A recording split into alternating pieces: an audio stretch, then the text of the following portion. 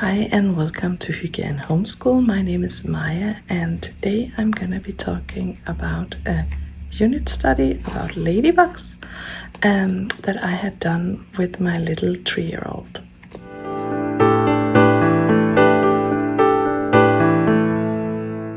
So I have 2 stacks of books and a few activities that we did that I want to share with you. And first let me share the actual ladybug books. Some of them are from local libraries and some of them we had already. So I actually didn't even buy anything for this unit because we had a couple of books and the rest are just library books. But the first one, Ladybugs from Scholastic, is one of my favorites. It is so cute. It is like a little poem, it rhymes, and it has these very, very beautiful illustrations of how the ladybug molts and the life cycle. And it's just a cute little story about ladybugs and their life cycle. The next book is also a life cycle book. It's by L.L. Owen. I really like these books.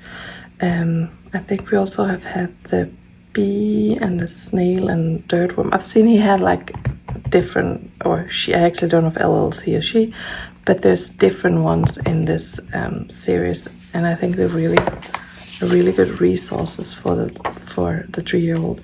And she liked this, she sat and listened through it.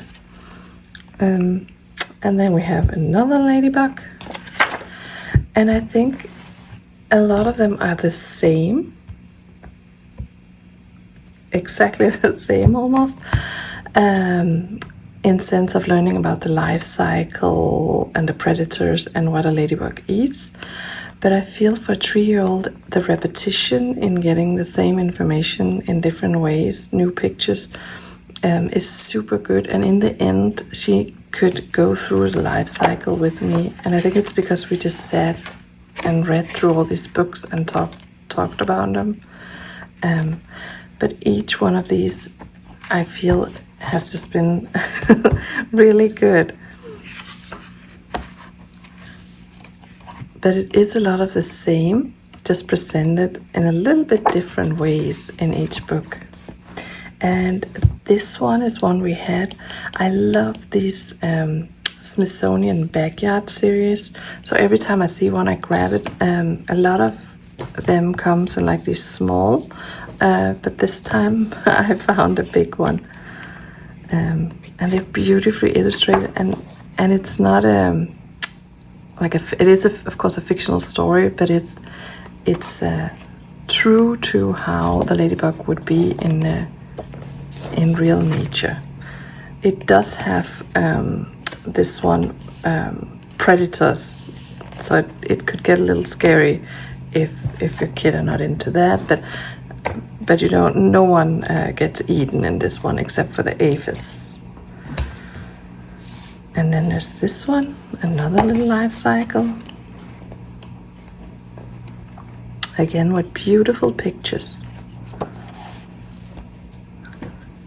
And then we love Gail Gibbons in this house. So of course I had to borrow this one from her.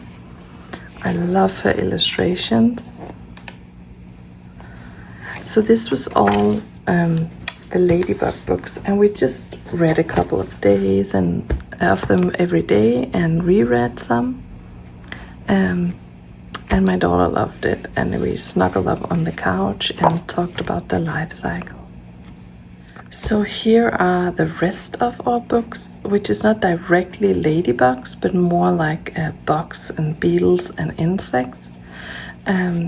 So we read this little bug, Holmes, which is super cute. It's a little flap book from Osborne, and my daughter loved it, which is really cute.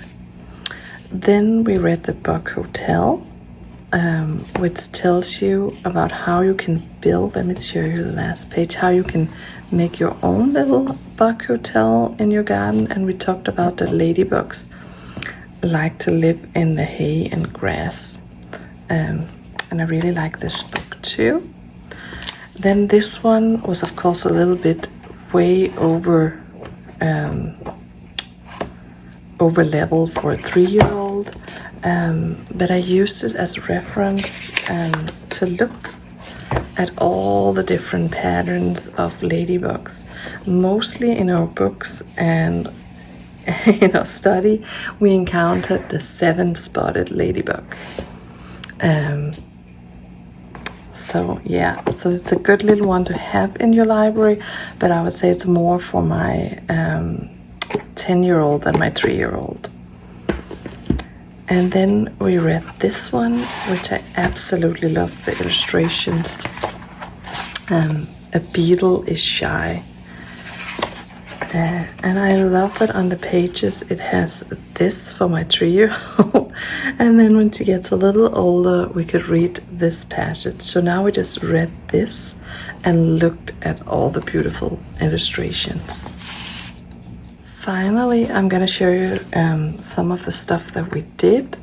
I printed out, this is just from Canva, that I put this together. We talked about the letters. She explained a lot about the life cycle and ladybugs here. Then I printed, this is also just from Canva, where I found a little life cycle, so we had that to talk about. And this is her illustration of the life cycle. I think it starts here and goes around, but as a 3-year-old, I think that's pretty perfect.